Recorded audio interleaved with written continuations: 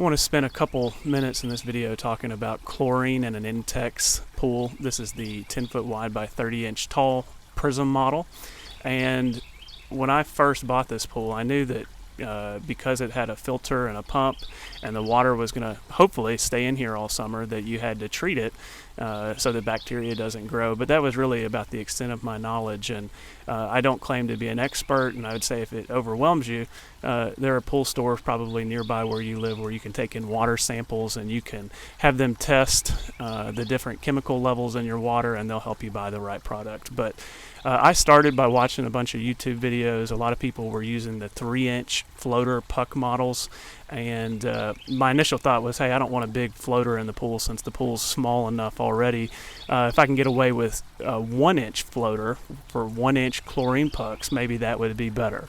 And so for better or for worse, it's where I landed. Probably 3-inch versus 1-inch has their pro and cons, but when I got the 1-inch floater model and I bought 1-inch chlorine tablets from my local Target, I think they're a Clorox brand, it has a bunch of math on the back of how much you need to put in your pool. This Intex 10-foot by 30-inch tall Prism model, I think, is an 1,100-gallon pool when it's filled to the top.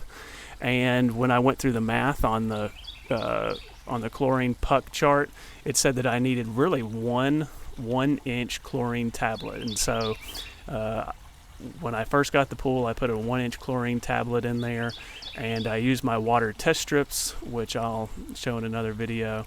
And I let that 1-inch chlorine tablet dissolve, and by the time it was done, nothing happened. And so that really kind of sent me down this whole pool maintenance journey where there's just a lot to learn and a lot of different variables.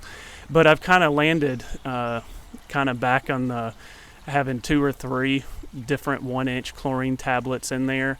I think it has something to do with how quickly the water absorbs the chlorine, takes the chlorine, and then how much sunlight your pool is getting.